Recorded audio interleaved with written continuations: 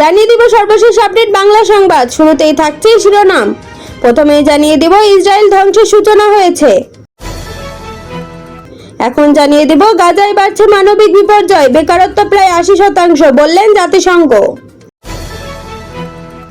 আরো জানিয়ে দিব জাতিসংঘের 9 কর্মীকে আটকের দাবি হুতির। সর্বশেষ জানিয়ে দিব যুক্তরাষ্ট্রের পরিকল্পনা নিয়ে রাশিয়া ও চীনের উদ্বেগ। এতক্ষণ শুনছিলেন সংবাদ শিরোনাম, এখন থাকছে বিস্তারিত।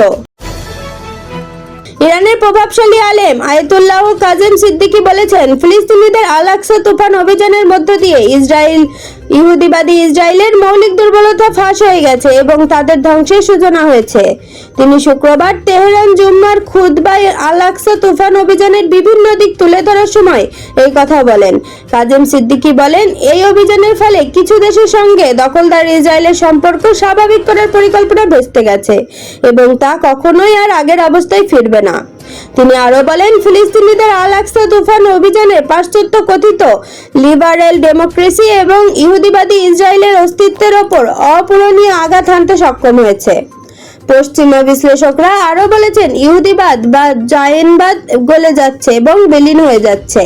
ফিলিস্তিনের পক্ষে ইরানের ইসলামী বিপ্লবের স্থগিত ইমাম খোমেনির নানা পদক্ষেপের কথা তুলে ধরে কাজেম সিদ্দিকী বলেন, ইমাম খোমেনি ফিলিস্তিনি ইস্যুকে গোটা মুসলিম বিশ্বের জন্য প্রধান ইস্যু হিসেবে প্রতিষ্ঠা করে গেছেন।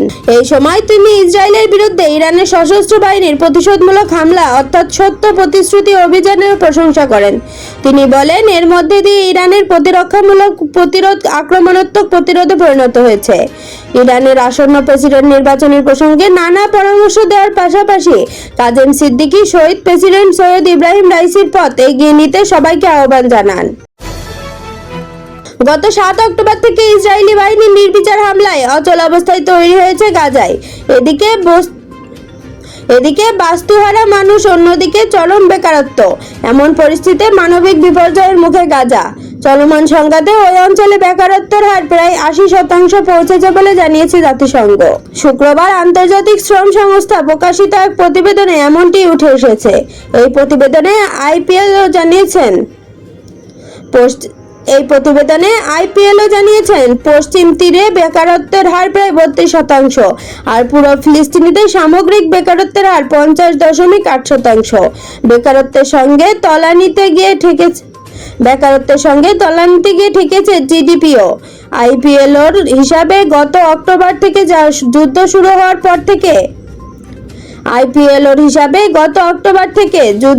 হওয়ার পর থেকে ফিলিস্তিনের জিডিপি কমেছে প্রায় 33%। এর মধ্যে গাজা উপত্যকায় এই 83.5 এবং পশ্চিম তীরে জিডিপি কমার হার 22.7%। সংস্থাটির আঞ্চলিক পরিচালক রুবা জারাদাত এই চলমান পরিস্থিতিকে ভয়াবহ বলে উল্লেখ করে বলেছেন, এই উচ্চ বেকারত্বের হার নিয়ে কল্পনা করুন, মানুষ নিজেদের এবং তাদের পরিবারের জন্য খাদ্য সংগ্রহ করতে সক্ষম হবে না। এটি তাদের স্বাস্থ্যের উপরও প্রভাব ফেলছে। তাদের হাতে অর্থ থাকলেও সেখানকার বিপর্যয়কর পরিস্থিতি, চিকিৎসা পাওয়ার জন্য নেই কোনো হসপিটাল। শুধু তাই নয়, যারা বর্তমানে কাজ করছে তাদের মধ্যে কাজ হারানোর বড় সম্ভাবনা রয়েছে। পশ্চিম তীরে নিয়োজিত অন্তত 51% কর্মীর কর্মঘণ্টা কমেছে। একই সঙ্গে 62%-এরও বেশি কর্মীর পারিশ্রমিক কমেছে।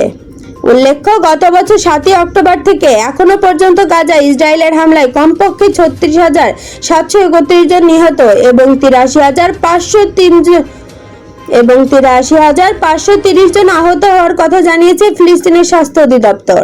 অন্যদিকে হামাস হামলায় ইসরায়েলি নিহতের সংখ্যা কমপক্ষে 1,139 জন। একই সঙ্গে হামাসের কাছে এখনো কয়েক ডজন ইসরায়েলি বন্দী আটক রয়েছে।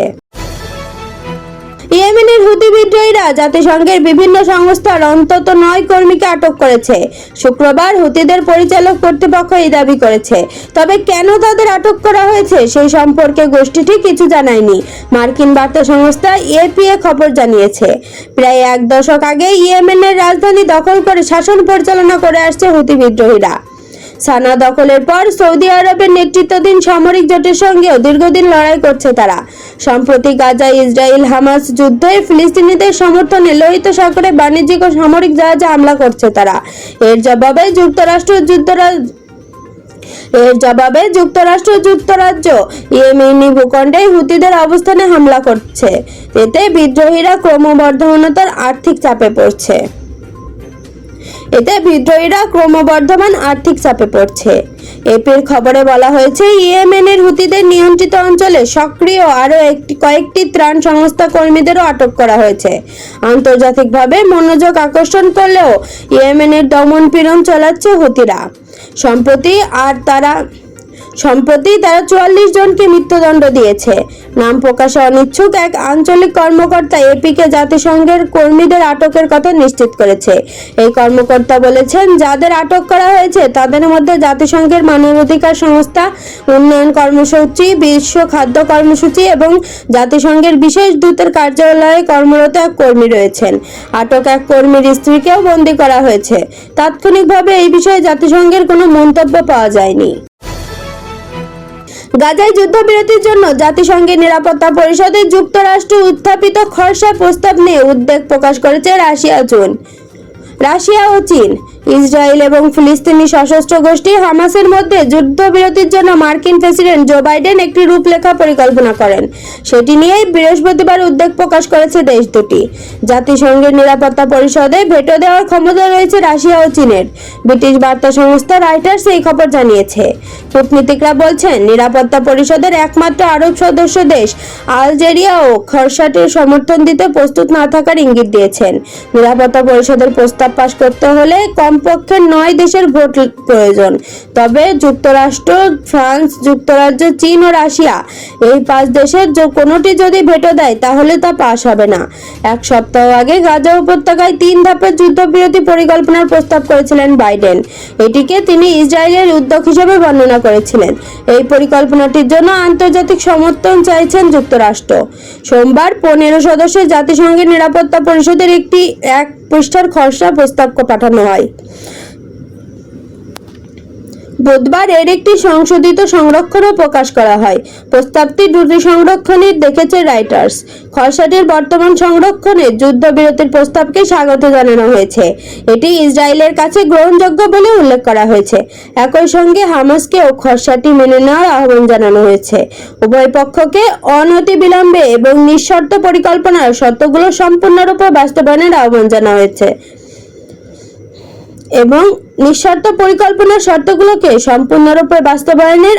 জানানো হয়েছে আজকের খবর এই পর্যন্তই। পরবর্তী খবর সবার আগে পেতে আইডিটি নিউজ চ্যানেলটি সাবস্ক্রাইব করে রাখুন।